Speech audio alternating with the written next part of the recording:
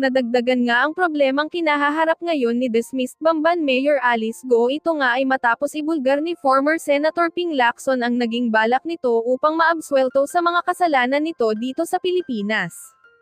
Ayon kasi kay former Senator Lacson, inalok daw umano ni Alice Go ng 1 bilyong piso si President Bongbong Marcos kapalit ang kalayaan nito.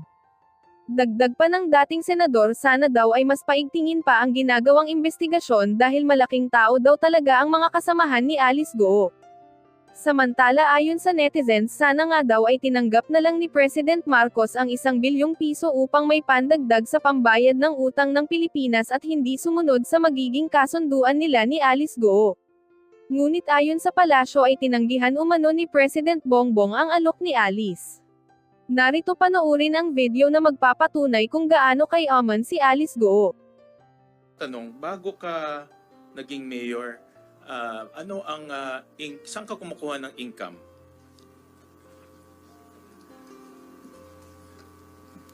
Anong source ng income Sa mo? business po. Sa business. Anong business yun? Piggery po. Piggery. Which particular company? Kasi marami kayong kumpanya eh. Diba? Tinignan opo, ko sa may mga- more than a dozen companies ang inyong kumpanya. So saan ka kumukuha ng income? Sa mismong piggery business po. Which is, Ano yung mga dineclare natin? ano yung kumpanya na yon? QJJ Farm po. QJJ Farm. So dito ka kumukuha ng income. Opo. In the form of anong klaseng income? Anong klaseng income ang binibigay sa iyo ng QJJ Farm? Ako po yung nagmamanage po nung business po. So may sweldo ka doon. Opo, ako na po yung nagmamanage po talaga. O nga, pag nagmamanage ka, may sweldo ka. Opo. Tama? Opo. Magkano ang sweldo mo? Hindi po sweldo na salary po. Anong, Sa akin na po yung business po. what do you mean? Linawin mo yung sagot mo, Miss Go. Kumukuha ka nagmamanage ka ng QJJ Farm? Diba? This is your family business? Meron ka bang sweldo na nakukuha sa kanya? Hindi po siya exactly sweldo po kasi parang sa akin na po siya, ganun. So, anong klase? May dividendo ka ba nakukuha sa kanya? Sa business, sa business po, doon na po kumukuha ng pang expenses ko rin po. Magkano ang kinukuha mo every month? Wala po siyang More or less lang. Bigyan mo lang kami ng ballpark figure. Wala more or less. naman pong more or less po. Pagka may kailangan po. Guys, for example lang, in the last, bago ka naging mayor, the last 12 months bago ka maging mayor, magkano kinukuha mo? On the average lang. More or less lang, bigyan mo lang kami ng idea. Opo, sir, Kasi ikaw nagmamanage yan, ikaw may-ari nun. Diba? So, kaya mong diktahan kung magkano pumupunta sa'yo, whether through income or through dividend. So, magkano nakukuha mo? Wala pa ako may bigay po na exact po. Basta pag kailangan po, kumukuha po ako dun. May ano ba? 50,000, 100,000? More or less lang. Hindi ko po sure sa Pero amount kumukuha po. ka doon. Opo. Okay. Nung kinukuha mo yun, binabalik mo? O sa'yo na yun? Sa akin na po. Sa'yo na yun. So Opo. parang income mo na rin yun. Opo. Galing sa kumpanya. Opo. At rini-record mo yan sa libro? O kinukuha mo lang sa kahera? Kinukuha ko lang po. Kinukuha mo lang, hindi mo Opo. rini-record sa libro? Kinukuha ko lang po. Kinukuha mo lang. Okay. Dahil yung kanina pinakita nga ni Senator Joel yung SALN mo at lumalabas. Napakita ko lang muna yung financial statements ng QJJ Farm. Kasi yung QJJ Farm, nakita namin na hindi naman siya ganong kalaki ang kanyang kita. Pakita lang namin.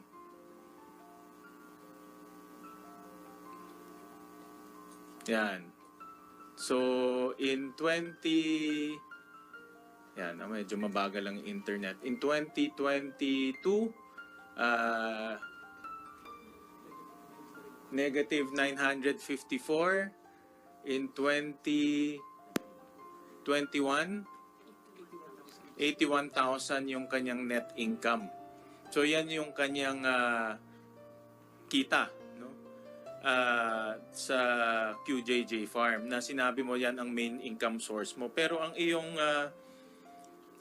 SALN, ang net worth mo is 177 million. So, inaano namin pinag-aaralan namin saan galing yung income stream mo. No, dahil meron kang net worth of 177 million, pero ang QJJ Farm ay at the very least maliit lang yung kanyang kita. Kita lang namin Hindi. Ito.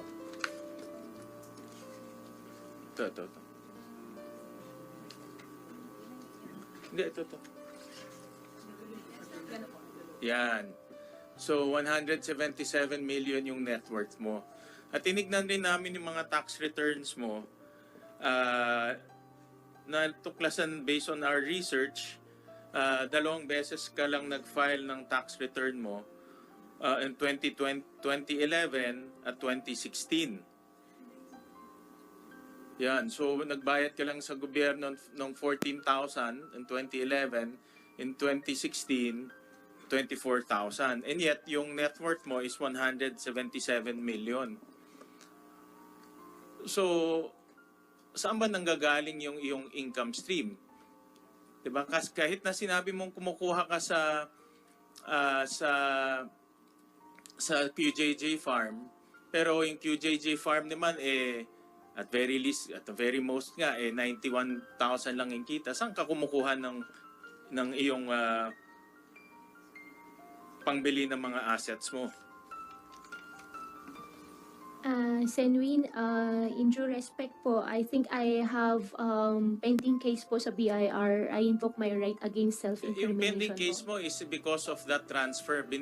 Allegedly, nagbenta ka ng shares mo from Baofulan to Mr. Jack And Uy. AMLAC po.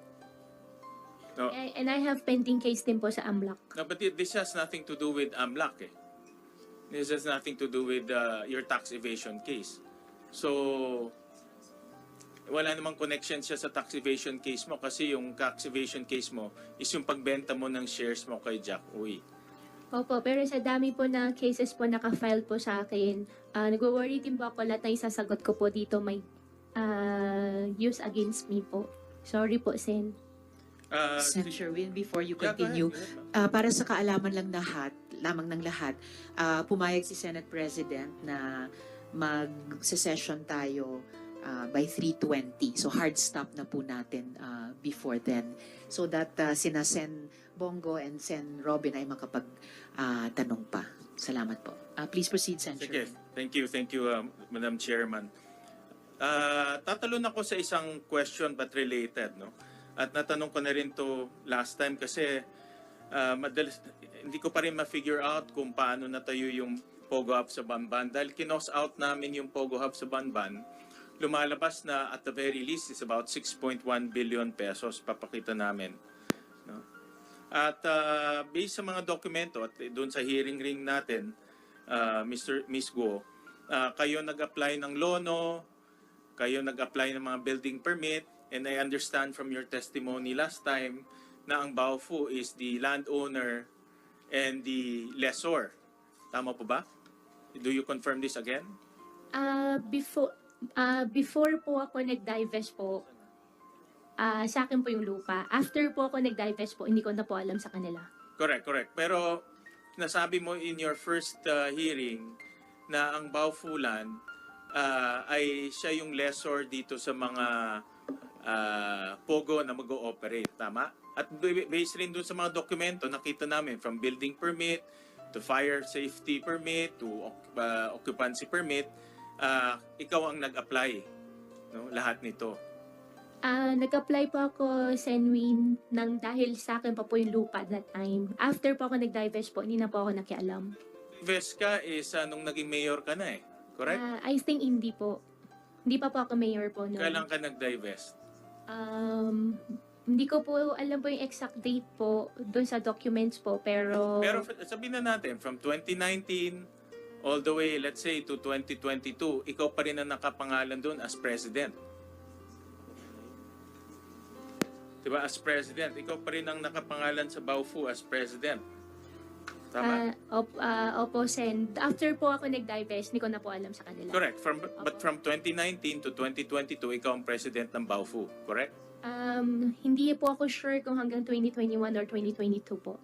In the records. But ikaw ang nag-apply ng lahat. Correct? Ng building permit, ng lono, ng fire safety permit, lahat ng permit for Baofu until nag-divest ka, correct? Isa po ako tumulong. Okay. But yung pangalan mo nandoon eh. No? Isa po. That's the record. Ngayon, ang tanong ko sa iyo is, since kayo nag-apply ng mga permit, sino yung contractor nitong corporation na ito? At sino yung mga ginamit yung mga... Tinanong ko na ito, but tatanungin ko ulit, no? Para ma-recall natin lahat. Sino yung contractor? Sino yung mga nag-supply ng labor? And all that. Sino nag-supply ng labor? Sino nag-supply ng heavy equipment? Sino yung mga yon? Sen, honestly, wala po akong idea, pero pwede ko pong kunin yung details at i-provide po sa inyo. Ang alam ko po, ang contractor po is Chinese po yung contractor. Hindi po ako kausap, kaya hindi ko po alam, pero makukuha ko rin naman po yung details po kung kailangan nyo po. Pwede ko po i-coordinate po. Sige, supply mo na lang dito sa committee yung mga detalye ng sino yung contract. Kaya ito, yung pinapakita ko sa slide, no? 6.1 billion yung cost nitong lupa na ito. Maraming buildings ang itinayo dyan. At hindi naman yan pwedeng parang kabuti na lang nalalabas. Opo. Diba? May nag-construct niyan. Opo. At kayo, bilang 50% owner ng Baofu, kayo nag-apply ng permit, obviously, kayo may kinalaman sa nag-construct nito. Sen, katulad po nung na-mention ko po kanina, wala po akong kinalaman, pero pwede ko pong kunin yung details, ipaprovide ko po sa inyo. Sige, mamaya ipag-usapan natin ulit yan. Opo.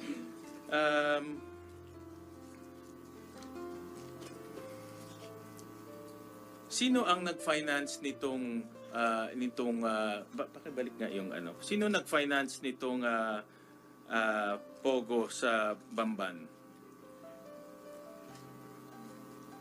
Sino nag-finance, sino nagpasok nitong billion peso para matayo yung Bamban na Pogo Hub?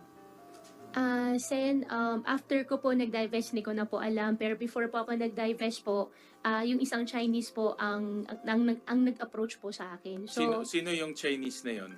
Isa rin po siyang incorporator po ng Baofu po. Anong pangalan niya? Yung Huang po. Give us complete name.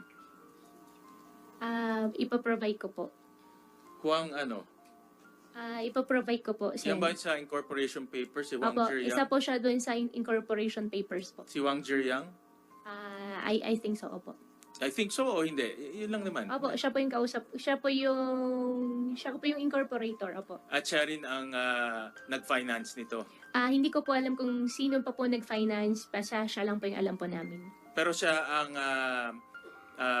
kausap mo dito para ipatayo itong Pogo Hub sa Bamban. Initially, hindi naman po Pogo Hub ang usapan. Ang initial po, housing po. Kaya yung lupa ako po ang gagamitin. After po nag-iisip po sila ng ibang types of business na po, umalis na po ako. Paano ka, sige, babalik ako dyan ha. But sinabi mo kasi kanina na si Wang Zhiyang ang nag-finance nito. Sen, hindi ko po sinabi siya po nag-finance. Ang sinabi ko po, siya po yung kausap po namin. Sino nga nag-finance? But yun ang gulay, kailangan namin malaman kung sino ang mga taong nasa likod nito eh. 'Di ba? Hindi ka nagbibigay ng sagot sa amin eh. No? Hindi naman parang may pera babagsak lang sa langit at magtatayo ng Pogo Hub sa Bamban. Meron nagbigay ng pera nito. Sino yung nagbigay ng pera? Sen, very cooperating po talaga ako. At na-mention ko rin po sa inyo kanina, kukunin ko po yung details po doon sa mga contractor. Then Yung contractor iba. Yung contractor yung binayaran mo. Yung wala pa akong binayaran na contractor po, Sen. contractor iba yun. Mamaya papakita ko yan ha. Opo. Yung binagsakan ng pera, yung pinanggalingan ng pera, saan galing yon? Hindi ko po alam, Sen. Hindi mo talaga alam. Hindi ko po talaga alam. Okay, sige. May papakita kami. Ito. Kasi based sa mga news reports, may mga nabasa akong news reports, may mga nabasa akong based on our research at news reports sa mga sinasubmit dito sa amin na from 2018 to 2024, 1.9 billion pesos ang pumasok sa accounts mo. Papakita ko ngayon. And this is based on sa mga news reports nakita namin. Kung makikita natin, noong mga unang panahon, wala namang pumapasok sa accounts mo. Pero pumasok sa account mo between 2018 to 2024, 1.9 billion pesos, of which 666 million in cash at 1.2 billion in check. Sinabi mo, kumukuha ka ng income sa QJJ Farms.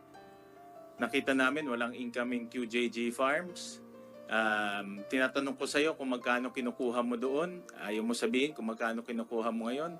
Pero sa aming pag-analisa, hindi kaya magbigay ng QJJ Farms ng 1.9 billion pesos sa iyo in the span of 6-7 years. Ngayon, ang tanong ko sa iyo, saan galing itong perang ito? Sen, since may mga kaso na po final po sa akin, I invoke my right against self-incrimination. Anong kaso yung po. mga final sa iyo? Ang final po sa akin, AMLOC, final po sa akin sa BIR, I think 7 cases. Pero wala naman to connection more. sa mga kaso mo eh. Magpa-file, alam ko hindi po ako nagkakamali, may file din po sila ng tax evasion po. But the tax evasion nga is pag-transfer mo ng shares to Jack Uy. No, ito, iba naman to eh. Wala namang connection to sa tax evasion. So ang tanong ko sa iyo, saan galing itong perang to? Sen, since may AMLOC na po na file po, I refuse to answer po. Sorry po talaga. Isa pa, kanina pinakita namin yung QJJ Farms ay maliit lang yung kita niya. Pero natuklasan din namin, again, sa mga news reports to, sa mga news reports, sa mga research namin, na between 2018 to 2024, 3 billion ang pumasok sa QJJ Farms, of which 1.2 billion in cash at 1.7 billion in check. At ito, pag i-add ko yung kaninang sinabi ko, tsaka ito, almost 5 billion na. Malapit na ito doon sa halagang ginamit sa pagpapatayo sa Bambam Pogo Hub. Pag titignan mo rin yung timing, 2017, 2018, 2019, lahat to eksakto kung kailan pinatayo yung Bambam Pogo Hub. Ang QJJ Farm, sino ang presidente? Bakit? Sen, I think regarding po dyan, But who's the president ng QJJ Farm? Sino ang president? ako po yung president. Kayo ang president ng Opo. QJJ Farm, di ba? Opo. Kanina sabi mo, you also manage and control dahil nakakakuha ka ng pera doon. Opo. Definitely, alam mo rin may pumapasok na pera doon. Sen, regarding naman po dyan, since may nakafile na po sa akin ng case, I think sasagutin ko po siya sa korte. At regarding naman po, Sen, po, dun sa sinabi niyo po kanina sa akin na yung pera ay might be used in Pogo, matche-check niyo rin po, wala pong Pogo related po na pera if ever po. At saka even po sa mga contractor po, wala pong any transactions po.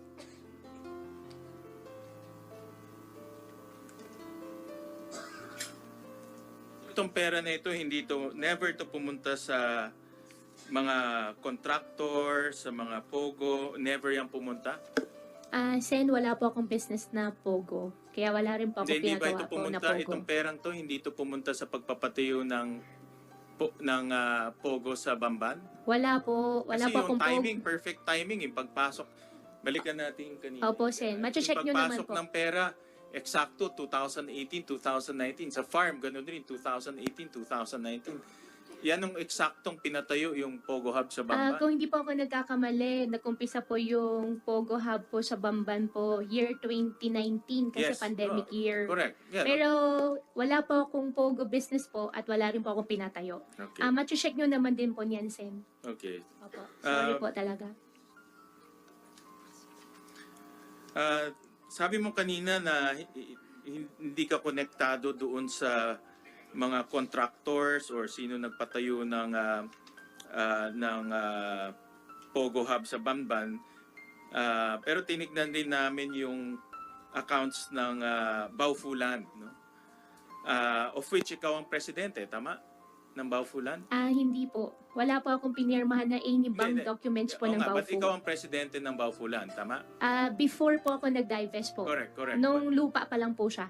Oo. Hindi, dinivest mo siya is 2000 before election, 2022. Based sa mga records 2022.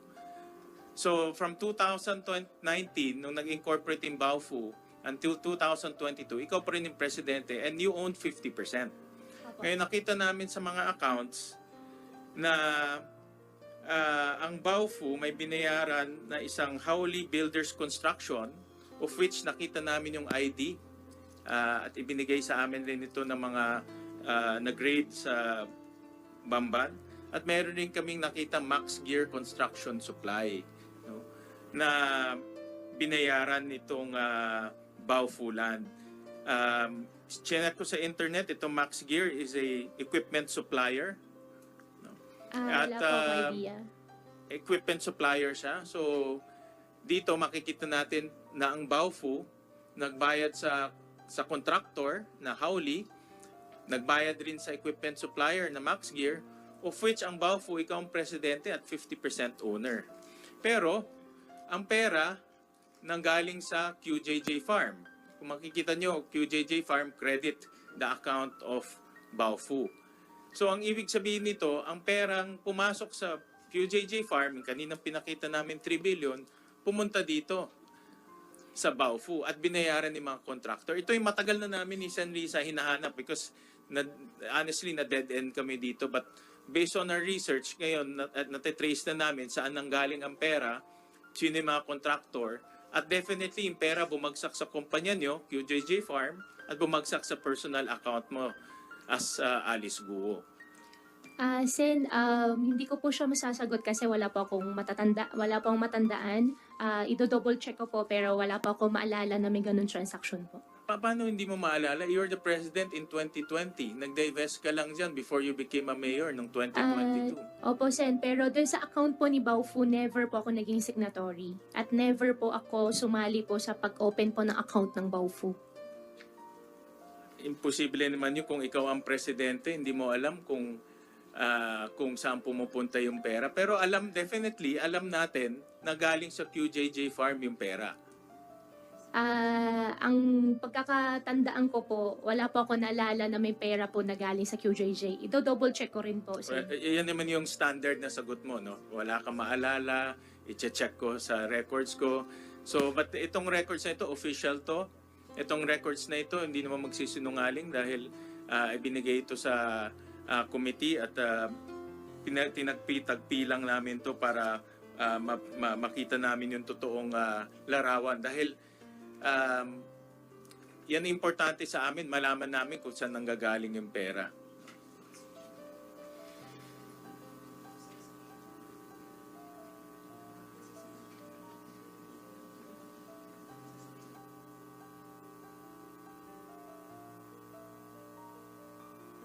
Madam Chair, I know that we are rushing against time, pero merong a few items na lang, no, with the permission of the good chairperson. And kanina madalas ko marinig sa iyo na sabi mo wala kang connection sa Pogo at wala kang connection sa mga doon sa operation ng Pogo sa Bamban. Pero meron din kaming nakitang mga dokumento na nagbabayad sa Tarelco. And itong mga dokumento ito nakapangalan sa iyo. No? And in 2022, kita lang namin in 2022, yan, mayor ka na nito noong 2022. December 29, 2022, nagbayad ka ng 28 million in cash to Tarelco. At ito ay nakapangalan sa iyo, yung kontador. In September 11, 2022, nagbayad ka rin ng 5.4 million in check. In 2023,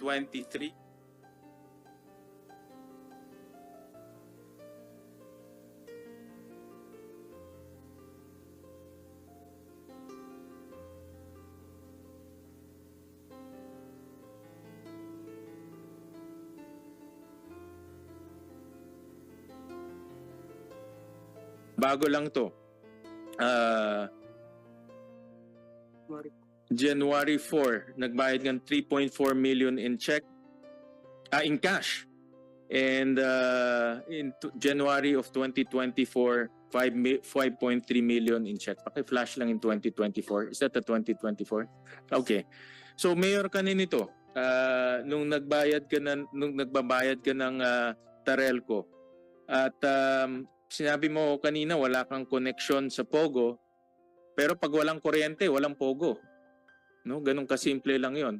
'Di ba? Kung hindi mo yung binayaran ng kuryente, walang Pogo, walang mare-raid, walang human trafficking, walang torture, wala.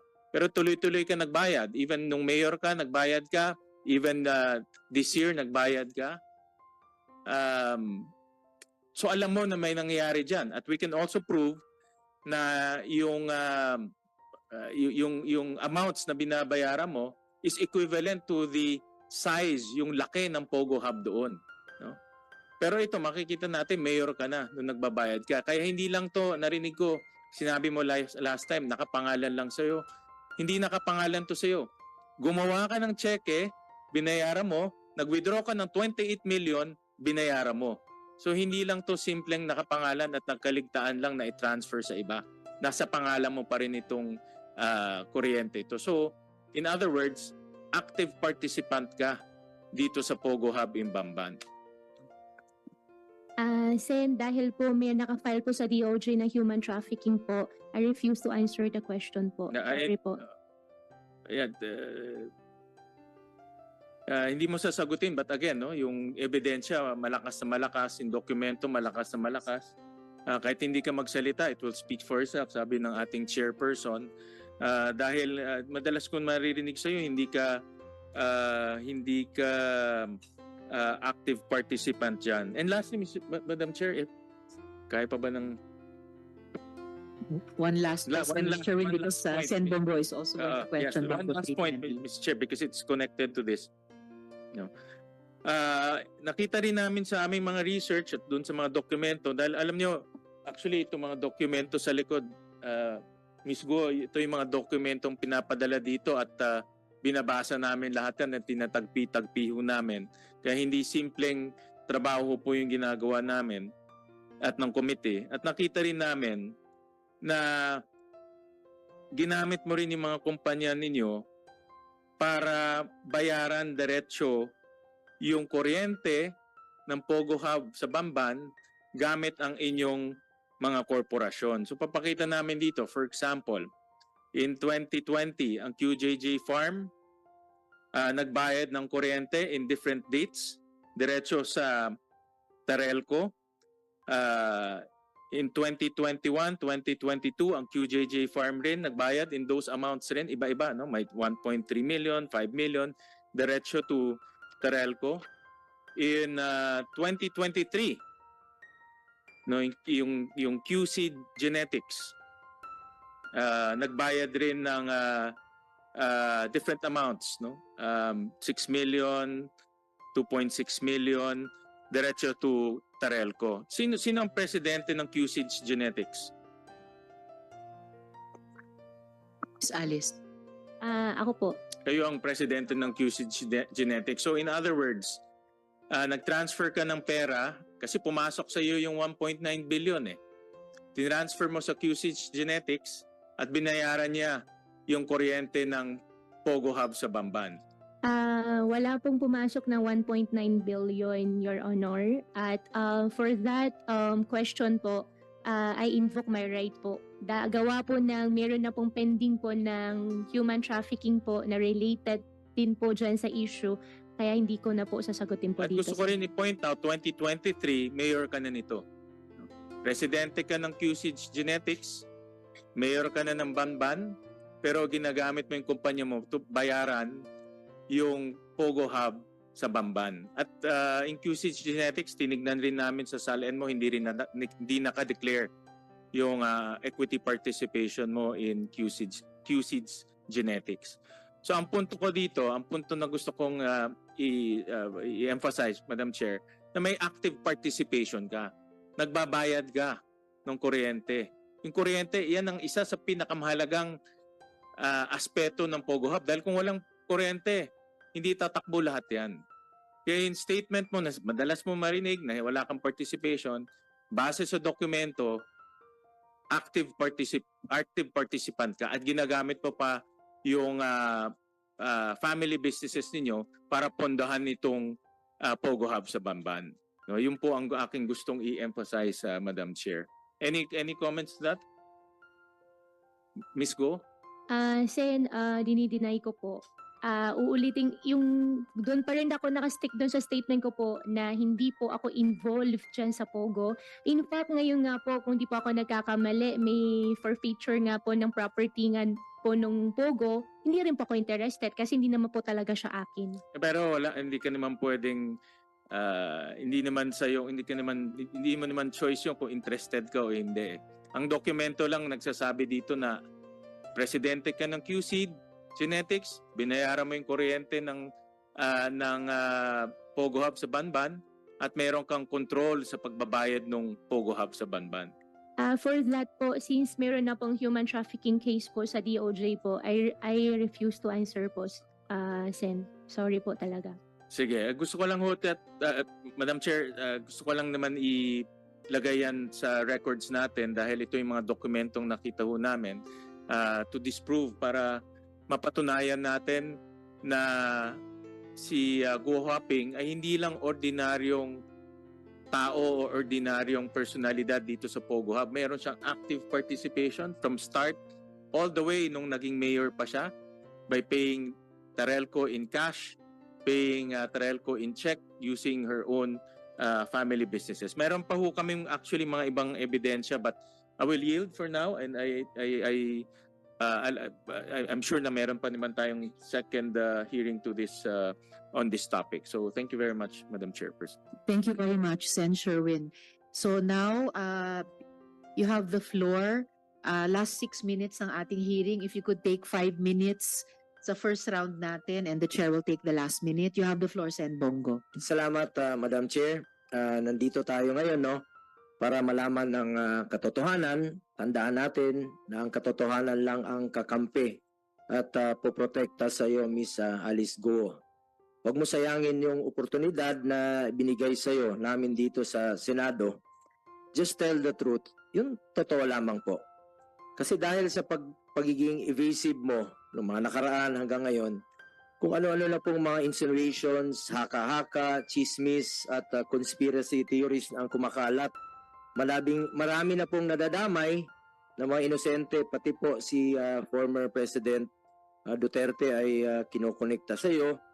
Ayoko na sana bigyan ng panahon ng mga chismis pero since nandito ka na at cited in contempt ka na, ayaw mo rin naman sagutin ang mga tanong ng mga kasamahan ko rito, mabuti nang klaruhin mo ang iba't ibang mga aligasyon. Total, di naman ito connected sa mga kaso mo. I'm here not to defend former President Duterte but to tell the truth sa pagkakilala ko po sa kanya. Knowing former President Duterte for the longest time when he was still the mayor of Davao, hindi talaga pumapayag ng illegal yon. Nung mayor siya, binalaan nga niya mismo yung parating naliling sa kanya na si Michael Yang sa Davao. Nagnegosyo yan doon, pumunta, early 2000 pa siguro. Nagdala yan ng bayong, nagninegosyo ng mga cellphone, meron siya maliit na paninda. Sinabihan niya yan, pag nagnegosyo ka ng illegal dito, ibabaon kita ng buhay dito. So, ibig sabihin, ayaw niya po ng illegal ni dating Pangulo Duterte. Lalo na nung naging presidente po siya, ayaw niya ng illegal sa kanyang pamumuno. Ako rin po mismo ay saksi rito, no? At for the record po, lahat ng gumagamit ng pangalan niya o ng pamilya niya o malapit sa kanya, parati niyang sinasabi, consider it denied.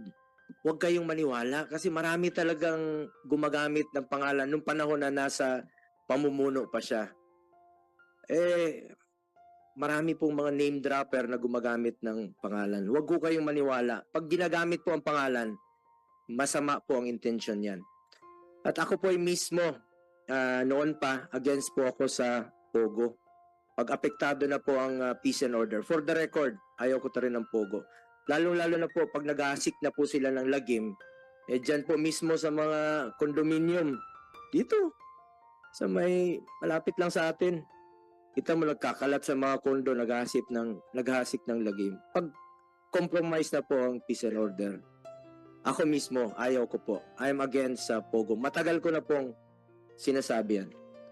At lastly, to Miss Alice, kung may intention ka bang magsabi ng totoo dito, please lang po, sabihin mo na yan lahat. Yung totoo lamang po. Kung rerespetuhin ka pa dito, huwag kang maging evasive. Sabihin mo lang yung totoo. Huwag kang tumakas, huwag kang magsinungaling. Just tell the truth. Yung totoo lamang po. Salamat, Madam Chair. Salamat kaayo, Senbong. So before we suspend this hearing, one quick question, quick initial answer sana mula sa PAOK kay Yusek Cruz. You just raided a Pogo in Cebu. Tama po ba na you established links also to the Pogos in Bamban and Porac na parehong linked kay Alice Go? Yusek. Yes, ma'am. Thank you so much. We will ask you more questions, details about that sa susunod na pagdinig. Dear colleagues, mukhang malalim pa ang hahalungkatin natin para maabot ang katotohanan. At Guo Huaping, alias Alice Guo, kahit anong subok mo, hindi mo mapapaikot ang Senado. I'm sure even if you're talking to your attorney, you can overhear me. Di ako naniniwala na walang Pilipinong tumulong para makalabas kayo sa Pilipinas. Di ako naniniwala na walang opisyales ng gobyerno na tumulong sa inyo. I remind the resource persons and the body na ang right against self-incrimination ay hindi isang mahiwagang anting-anting para makaiwas sa napakasimpleng mga tanong ng Senado. Huwaping, wag mo na kaming tuluyang insultuhin. Kanina lang po ay may inulat na sinibak na ang presidente. Pero BI lang ba ang involved? At sino-sino exactly sa BI? Paano ang liability ng Coast Guard kung umalis nga siya sa isang yate? Paano ang involvement ng local governments? Sabi ni Sen. Robin ng ating National Police, kung local governments, inamin na po ng staff ni Mayor Kalugay na siya ang naghahanap ng notary para sa dokumento that turned out to be Alice Guo's affidavit. Pero for now, Guo Huaping is cited in contempt. She will be held in the PNP Custodial Center and the court will be informed that her presence will be required by the Senate for the continuation of our committee hearings. The OSAA, under the good General Angkan, will coordinate with the PNP for her turnover if she posts bail, turnover to the Senate, or once there's a final determination on the issue of jurisdiction of the court which issued the judicial warrant. Hanggang di ka magsabi ng buong totoo, Guo Huaping, your contempt citation stands. At kung ikaw ay totoong natatakot para sa buhay mo, sa tingin ko, ang pagsasabi ng katotohanan yon ang mas makakaprotekta pa sa'yo.